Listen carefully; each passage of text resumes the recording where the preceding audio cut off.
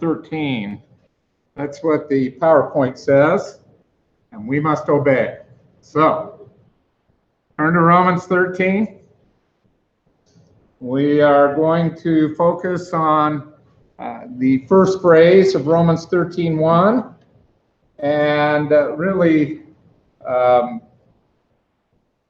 just going to go ahead and say this is one of the most profound concepts in the New Testament, and it's one of the greatest words and most profound words that we'll study together. The concept is profound. My job is to draw it out and explain it to you. So hopefully I can match the profundity of the information. It is fabulous what this means. And when you get this, you're going to get the whole idea of personal freedom, because that's the way we're going. And it's 4th of July week, right? So life, liberty, the pursuit of happiness, certain unalienable rights. You are familiar with these terms. They're biblical ideas. Now, a lot of people say they drew upon the Greek philosophers, Plato and Aristotle. Guess what? The Bible came before them, or at least the Old Testament did. And of course, the Creator himself granted us, bestowed on us by our Creator. And so this is one of the most profound ideas, in Scripture. Let's delve into it. So you look up here, Exousia. Exousia is our word, and we're going to follow this through in the New Testament. So let's begin with a translation of Romans 13:1. Let every soul be subject to superior authorities. It's not just authorities.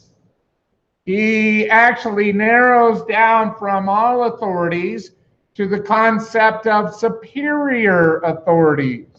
And he selects a word that doesn't just mean higher authorities, but it also has the connotation of quality. A lot of people struggle with Romans 13 because you have to obey the authorities no matter what. This is what I was commanded to do. And sure, it was the Holocaust and everything, but my superior authorities told me to do it. Well, you don't get this from Romans 13. I can assure you, you do not get this. You are not commanded to do what an authority tells you to do, no matter what. And so we have to trace these ideas through and get them right. He says there is no authority except by God. No authority except by God. And the existing authorities have been established by God. Okay? So we're going to find out what authority means here. Exousia. Exousia, or in the plural, exousiais. Right? So here's our translation. Be subject to superior authorities. There's no authority except by God. He is the sole source of this exousia. And the existing authorities, those existing at that time, and we might translate it to our time as well, have been established by God. Right? Good enough? Let's talk about some of the roots of exousia. The first thing is to understand this word we translate as authorities. Exousia. Exousia. And there are roots of this word.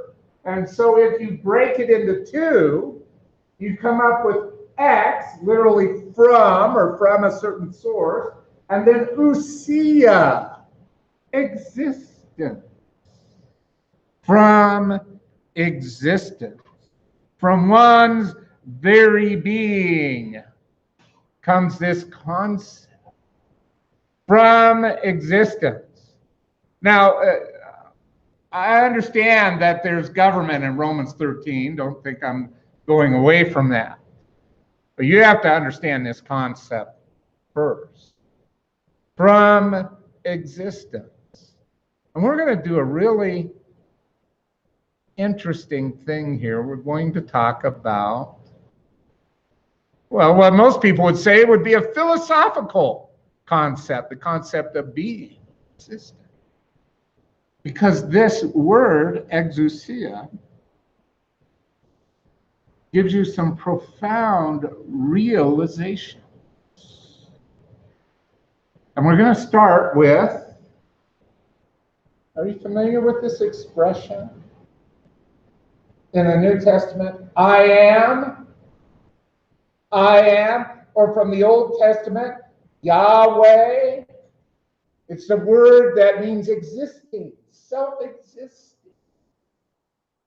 We're going to look at the passage in a moment where the Pharisees ask who Jesus is, and he says, I am.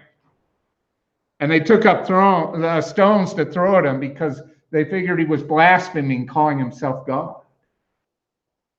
And the very word Yahweh means self-existing one. Self-existing one. I am. Ego A-A-B.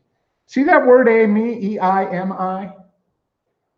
Well, we're going to go to another word, existin, and then another word, exousia. Exousia, ousia, is a participle form of ami, I am. And as a participle, it really emphasizes ongoing state of being. So we're going to look at ego ami, I am. Then we're going to look at another word, which is often translated, is it lawful? Because the Pharisees, they ask Jesus from time to time, is it lawful to do this? And they always reckon what's right on the basis of their interpretation of the law, of the Mosaic law. And so they'll say things like, is it lawful? But what they really mean, is it right? And existin is a word, it means from existence. It's the finite verb, estin, he is, or it is. And it means from existence. Is it right to do this? Is it right to do this? Is it right? Now, you notice that we go from ego eimi, I am, to existin, it is right. Is there a logical connection between these words? I think there is. I think there is. Let me ask you a question. Is every really right thing from God?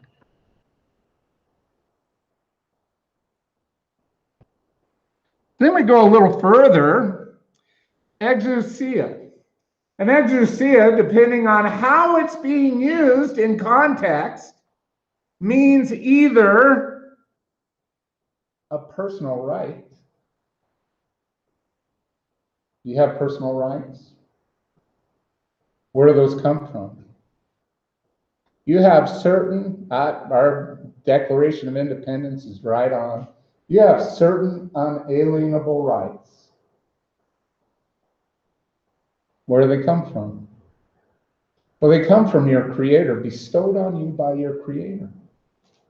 Certain unalienable rights. What are the three examples? And there are only examples, there are more, but there are three examples in the Declaration of Independence. Do you remember them? Why? Well, pursuit of happiness. They're using happiness in a different way than our wishy-washy generation uses it. For them, happiness meant well-being, even the right to pursue your fullness as a person and your well-being. You have a right to this.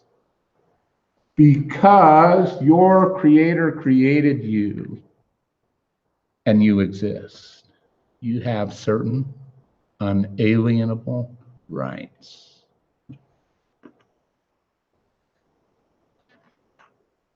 Does your government give you these rights? Can I just go ahead and say not only no, but heck no? You know what I mean. In the strongest terms. We're going to find out from Romans 13 that the role of your government is to protect these rights, not grant you them.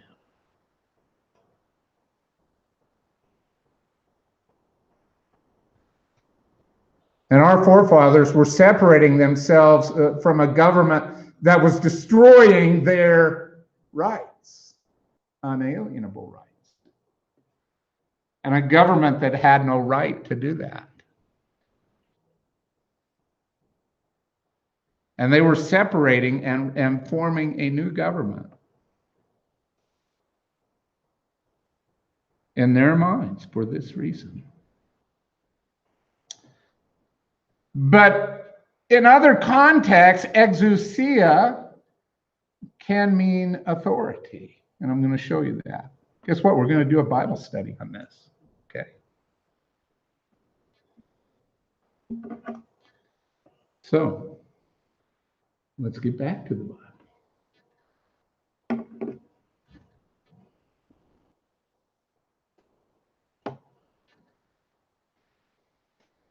I want you to notice the structure of Romans 13. 1 through 7, regarding the governing authorities, including the government. 8 through 10, love's fulfillment of the law. Love's fulfillment of the law, especially love your neighbor as yourself. Does love's fulfillment of the law have a relationship to Romans 1 through 7? You better believe it. It has a direct relationship to 1 through 7. And I'm going to tell you something. And listen well. The nation, and listen to this, the nation whose citizens apply the royal law, love your neighbor as yourself, require less government.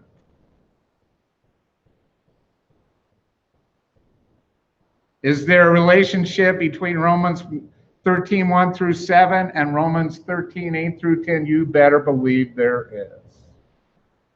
A very direct relationship.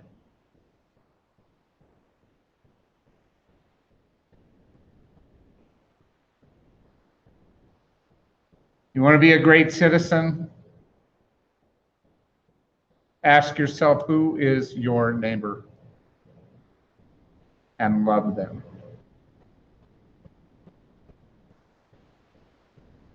Ask yourself, who is your neighbor when you're traveling about? Ask yourself, who is your neighbor when you're at home, at school, at work? Ask yourself this, and then ask, how can I best love my neighbor? You're a great citizen of these United States of America. And then the third section is a call to live holy lives in the urgent hour of history. And Paul defined that hour that they were living in as the urgent hour of history. It's not less urgent now, it's more. We're 2,000 years gone. And if anything, it is a more urgent hour of history in which we must live holy lives. So this is Romans 13. As I said, Paul, keeping this in mind, Paul gives a command to submit yourselves. He says, let every soul be subject to superior authorities. He moves from the role of God in personal revenge and our role in that same scenario where someone's acted as an enemy to the divinely established role of superior authorities. And he applies that to government, beginning in verse 3, toward the good and evil deeds of human beings. Let every soul, we have a third person, but no less an imperative. Let every soul be subject to superior authorities. Let every soul be subject, be in submission to. So if you have a certain authority, you stand between what is your responsibility, what you have authority over, including your very own life, including your personal freedoms, including your pursuit of happiness. Love those. I just love those definitions, but there are more.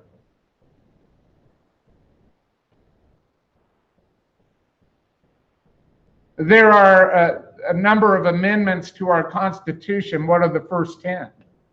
We collectively call these the Bill of Rights.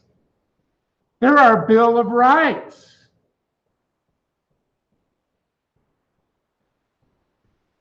They have various applications. So life, liberty, pursuit of happiness, example of 3 unalienable rights. But our founding fathers wisely determined that there were more than just that.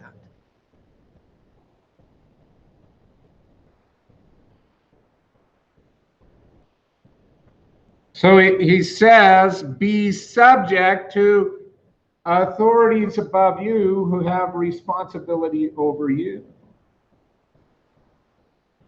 Okay, there are realms of authority over us. And some are specialized.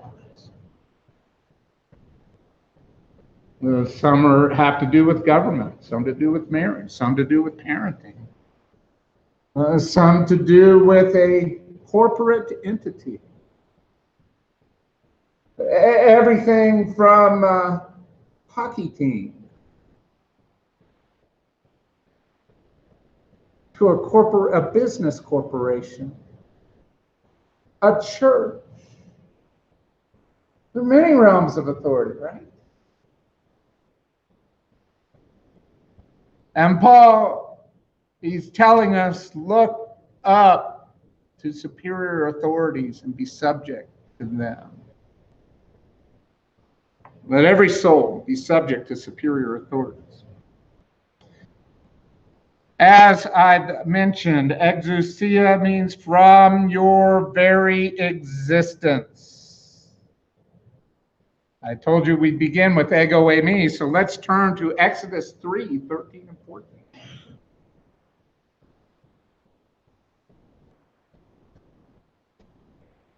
We could break this into 2 reading parts, one with Moses and one with God, but why don't we just get someone to read loudly and clearly Exodus 3, 13 and 14. Then Moses said to God, behold, I am going to the sons of Israel.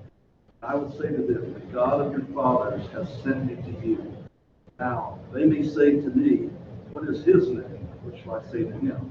God said to Moses, I am who I am. Said thus, you shall say to the sons of Israel, I am has sent me to you. So, why do you have a name? So people can have a relationship with you, right? You give names to your children so you can call them to do the dishes and mow the lawn and, all that important stuff, right? You give names. Hey, and if it's serious, you give them 2 names, If you give them 3 names, like Latin America, 3, 4, 5 names, boy, they get really serious down there about their kids. But you give someone a name so that you can have a relationship with them. And God said, here's the name you can call me by, I am. And a name is always to remind you about someone's essence, about who they are, right? We want to have a fondness for the name. Well, you know, this essence, this association. And God, in giving us his name, says, remember that I am the eternally existing one, perpetual existence, from eternity past to eternity future. I am. So I want you to think about the very name of God. Gives us this idea of his perpetual, not just going forward, but backward as well, eternal existence. I am. I am. Let's go to John 8:56. John 8:56.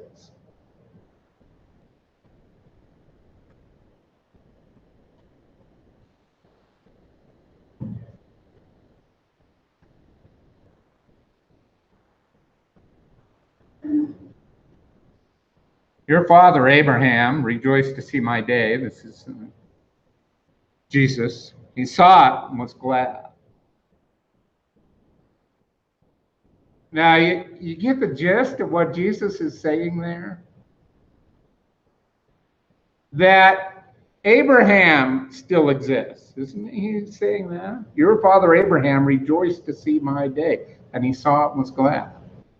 Isn't Jesus saying that Abraham still exists? And he's heard that I walk the earth.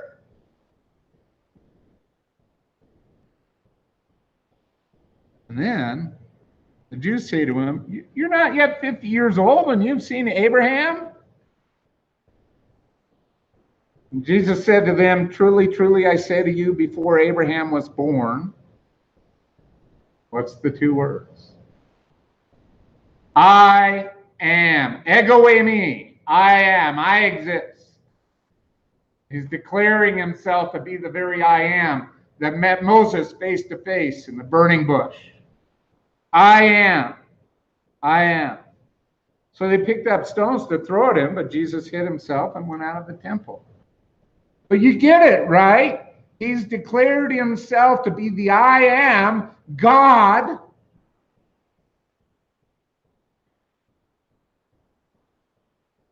Of Exodus chapter 3. Now I have some questions for you. I feel like from time to time we have to quiz you on theology. Can God do anything he wants? What? Okay. Can God do anything he wants?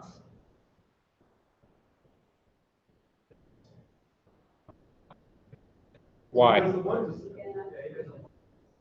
There you go. You nailed it. You caught my trick question. Okay? Explain. God's character is such that what he wants to do is always the right thing. So Exactly. Now, if I rolled it back and said, can God do anything? How would you answer to that? That's a big no. Okay? I have verses prepared for this. Ready? But we're going to start with ability. In Matthew 19:26, Jesus looked at them and said to them, with men this is impossible. With God, all things are possible. Talking about the possible here, right? Okay. But is God, I'm going to use kind of a term we all understand, is he moral, able to do anything? Is he able, by the virtue of his character, able to do anything? Well, let's go right back to Abraham, okay? Let's go back to his interaction with Abraham. Let's go to Genesis 18:25. This is 18:25. Someone would like to read that one, that'd be great.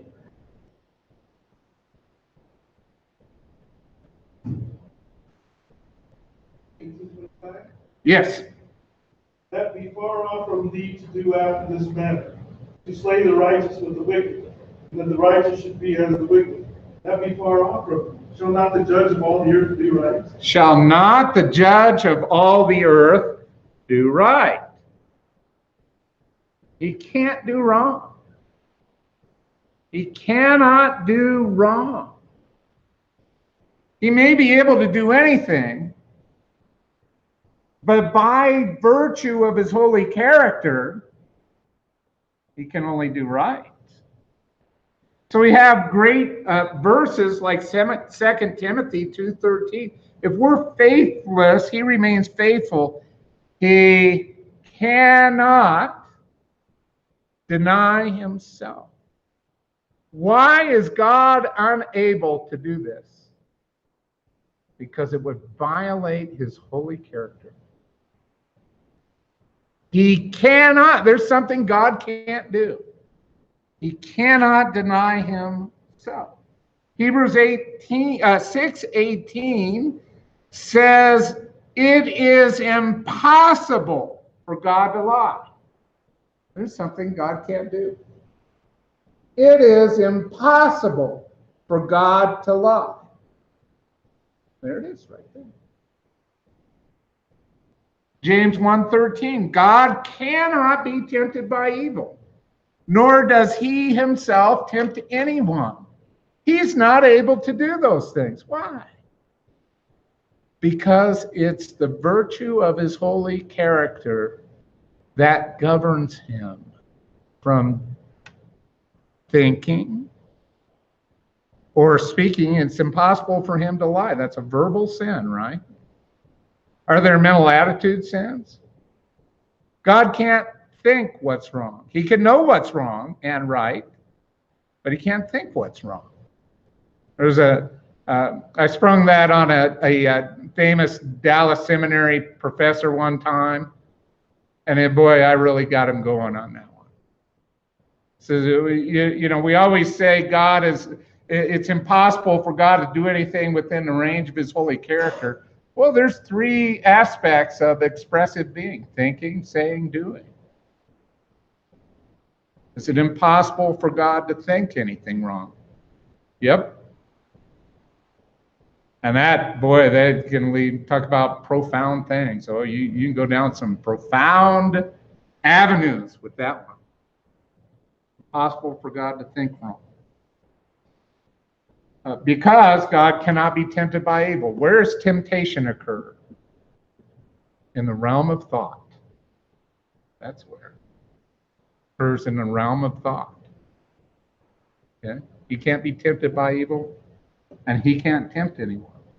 How can I do that? Now, I just wanted to walk you through this idea about who God is. He's the eternally existing one. But more than that, he's a righteous God. He's a righteous God. Because when we get into this area of rights, we're going to find that this exousia may mean a right to do something. It may even, on occasion, mean liberty. You don't have the freedom to do a certain thing. Do you have ungoverned freedom or governed freedom? And what governs your freedom? Give me an example of something that governs your freedom. Say again? Traffic laws. Traffic laws. Boy, do they ever. We can get in a lot of trouble with this. But yes, they govern our freedoms. We can't drag race down Tennessee Street here, can we? Can't do that.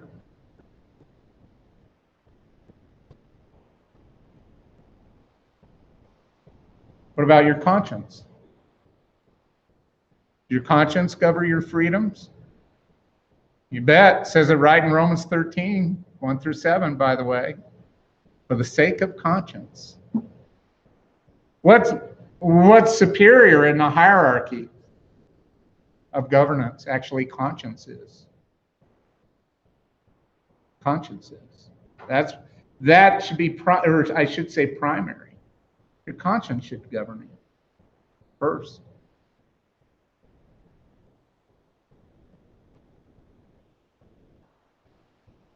So the God of the universe is supreme as creator to do as he pleases within the range of his holy character. Within the range of his holy character.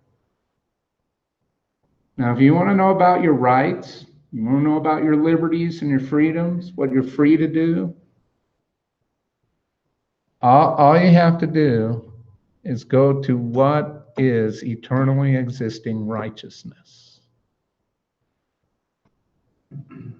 And that should be your conscience. That should be your conscience. It should be your conscience. You should be thinking all the time, what's the right thing to do? Well, let's go to this expression, it is right. It's right. Existed. It occurs all over the place in the Old and New Testaments. In the Greek Old Testament, the Septuagint, it's there, often referring to the law as a standard for what is right. Listen to John 5:10. Actually, I would love for someone to read John chapter 5, verse 10. Give me whatever your translation says.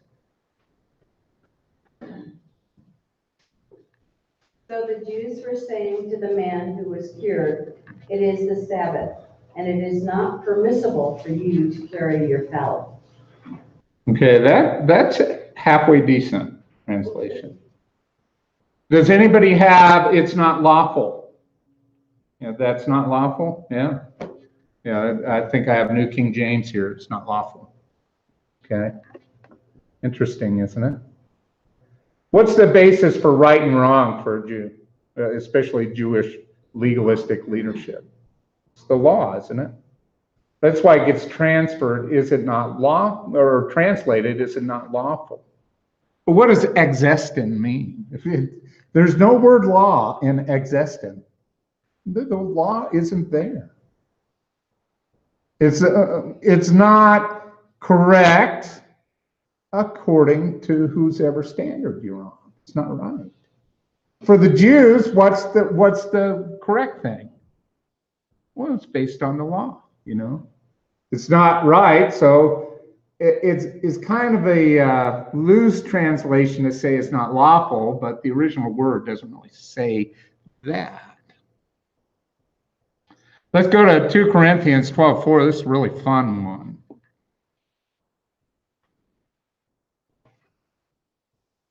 It's about how Paul's talking about someone who died and got caught up into paradise and heard inexpressible words, which it is not,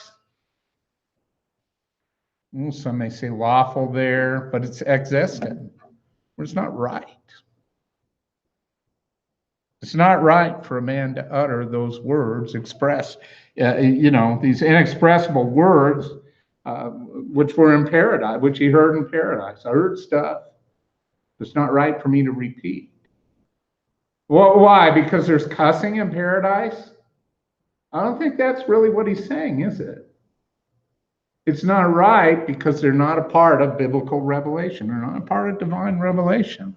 And there's stuff that God has that you can know in heaven, but you can't know on planet Earth. And it's not right to repeat them. It's just not right. It's not right based on what standard? Well, the standard of divine revelation. Here is what it's okay to say and reveal on planet Earth. This is what is not okay to reveal on planet Earth. There are rules about what is revealed. It's funny how you go to just some, silly old verse, and there's some profound things going on there. Some things are right. It's perfectly okay to know in heaven, but it's not okay to know on planet Earth, and you better not repeat them. Imagine dying and then being put back into your body, and you die and you're conscious in paradise, and you hear all this stuff, and it's cool stuff that you never knew before, and then you're stuffed back in your soul's stuffed back in your body, you're back on planet Earth, you still know that stuff. And you're like, oh, I want to tell everyone. But it's not right. Not right. Very interesting. There are restrictions on what's right to reveal. But let's go to 1 Corinthians 10, verse 23.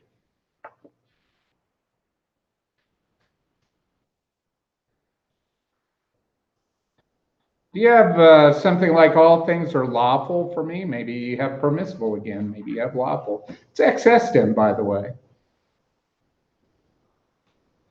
All things are lawful for me, but not all things are helpful. All things are lawful for me, but not all things edify. What's it saying? In this context, what he's getting at is something pretty cool. That you may have certain rights, but there are contexts where it's wrong to express them. You may have certain rights, but it's saying, if Paul's saying, I need to self-restrict on some things according to my conscience. Okay? All things are right for me, but not all things are helpful. So I exercise self-restraint with regard to exercising my rights. So get this. You ready for Exousia?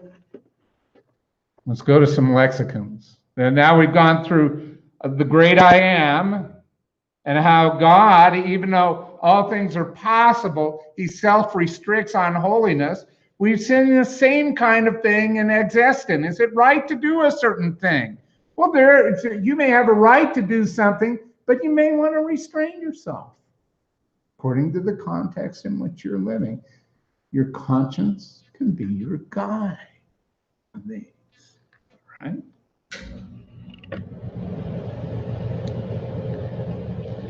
So a couple of lexical definitions. These will help you. The Bauer-Arndt Gingrich lexicon defines exousia as freedom of choice.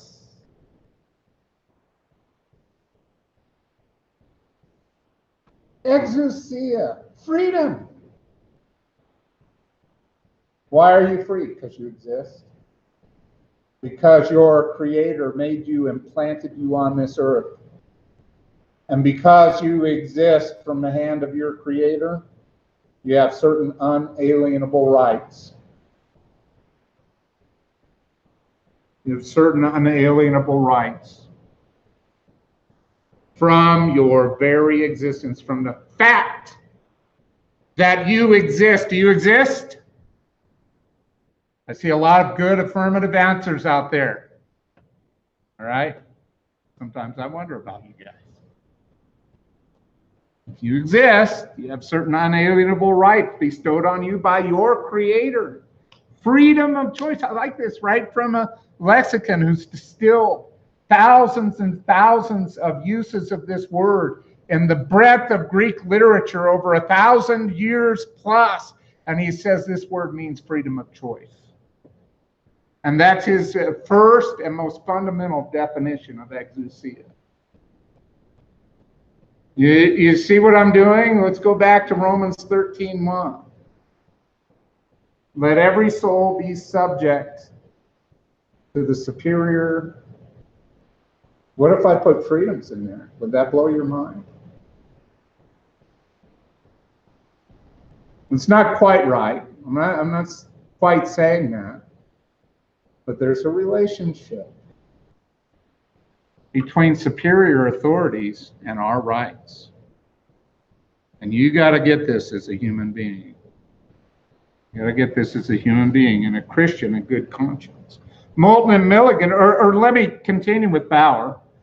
Not only freedom of choice, but the right to act, decide, or dispose of one's property as one wishes. Do you like that? The right to do as I please, And if I own something, I have a right to dispose of that property as I wish. I got a car, I have a right to dispose of that property as I wish. A home, so on. Moulton and Milligan give a little more background when they say that this word is commonly used in wills and contracts and legal documents to denote the claim or right or control one has over anything. You have a claim to property and inheritance. Why do you have a right to that? Why do you have a claim to that? Do you have if you own a home, do you have a piece of paper that states exactly the boundaries of your property? And within the boundaries of that property, you have a right to dispose of your property how you wish. Unless, of course, you have a neighborhood covenant. Then you're in trouble.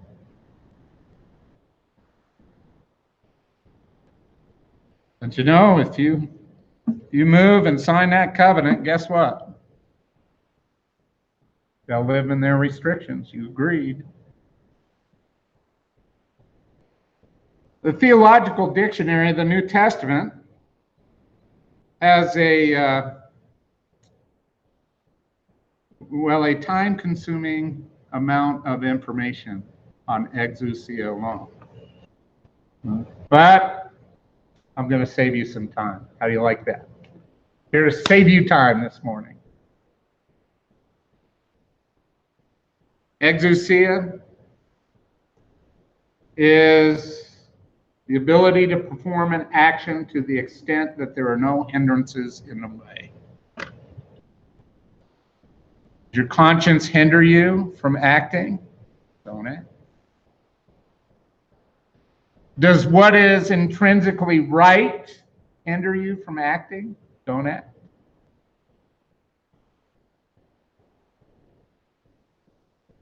Does your parent, your husband, church elders, your boss, your local, state, national laws hinder you from acting? And you see the word hindrance? Now, isn't it interesting that our English word authority and our English word right are from the exact same word in Greek? Both the right and what hinders the right are the exact same word. The exact same word. Now you can start down this road. I am free to the extent of what hinders me. I am free. I am free to the extent of what hinders me. It gets a little complicated when people want to hinder you illicitly. It's a little complicated. What if Nebuchadnezzar says, worship this God?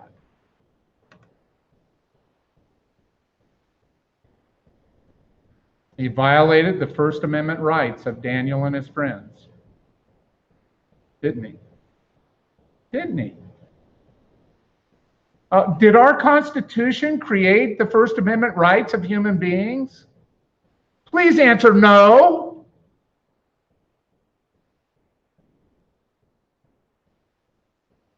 This right exists exclusive of any government, doesn't it? And if governments try to inhibit, what do? We push back. Hopefully within our system is the correct way to go about it. Looks like we may have a great length of time to push a lot of things up to the Supreme Court to unhinder us about some things. You know, we may have 30 years of great ideas to push up to the Supreme Court. Okay? But if your government says worship a foreign god, you're right to say no. Maybe consequences, but it's your right to say no. Because that's not the realm of government to tell you how to worship. It's an unalienable right. An unalienable right. Exousia, Kittle continues, exousia is the possibility granted by a higher norm or court, and therefore the right to do something or the right over something. The possibility of action given by a king, a government, or laws of a state and conferring authority. Permission or freedom on corporations, or in many instances, especially in legal matters, on individuals. The king gives you the possibility of acting in a certain way toward your property. But I'm telling you, the king or the government's only recognizing the God-given. And they fulfill their role before God by recognizing the God-given. And that's why they exist. You can see that a king or a government can go one of two directions. To do God's will that he's granted them, or to violate God's will that he's granted them.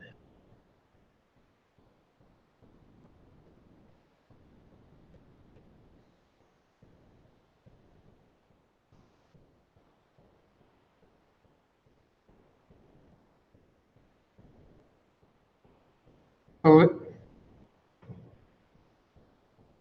listen to these great words, and you tell me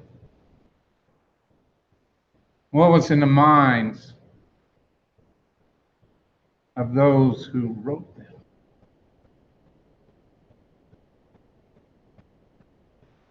I mean, we're like in Romans 13:1a, okay? Let every soul be subject to the superior authorities. We hold these truths to be self-evident, that all men are created equal, that they are endowed by their Creator with certain unalienable rights, that among these are life, liberty, and the pursuit of happiness, that to secure these rights, governments are instituted among men, deriving their just powers from the consent of the governed, that whenever any form of government becomes destructive of these ends, it's the right of the people to alter or to abolish it and to institute new government, laying its foundation on such principles and organizing its powers in such form as to them shall seem most likely to effect their safety and happiness. So written in our Declaration of Independence. Governments are instituted among men. By whom? By God.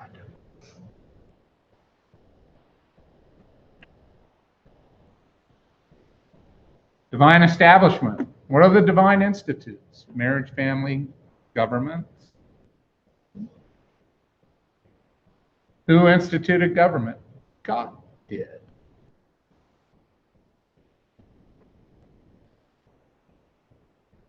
That to secure these rights, governments are instituted among men. It's a good thing to ask your government of your government once in a while. What are you doing to secure my rights to life, liberty, and the pursuit of happiness? And there's more about the definition and purpose of government in the Bible, but I have a feeling that these men were really well versed in their Bibles when they wrote these words down. unavoidable.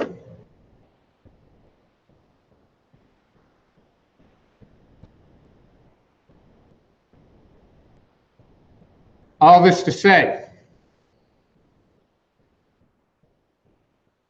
it is a blessing beyond compare to live in a nation. Those fundamental documents recognize these principles. And you should realize how blessed you are.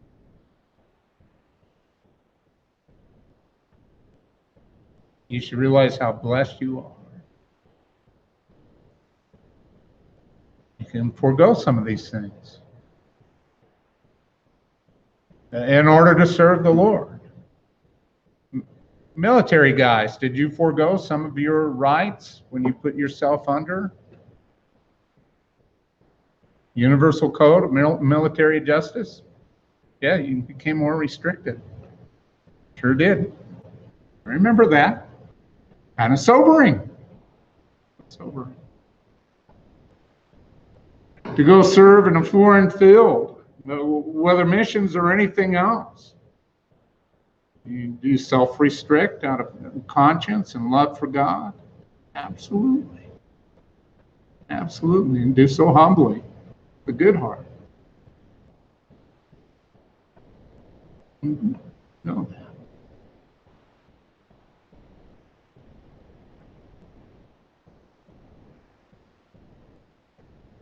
So, we're exactly halfway there. Romans 13:1. Okay? I think next Sunday I'd like to, I've been dying to talk about gender, sexuality, all this stuff. I know Bill did a great job a few weeks ago, and I want to follow up with some of that. And so we'll talk more about biblical anthropology in our second hour this morning. But anyway, more on Romans 13 coming. Good to go. Sunday, July 15th. Next Sunday, I'll be teaching. After that, everyone can just come to the hospital room, go there, but I'll be feeling actually not like preaching. Okay, pretty likely. So Bill will be here and Bernie whenever, and gosh, you guys are awesome. So anyway, let's take a break. Get back at it. Second hour.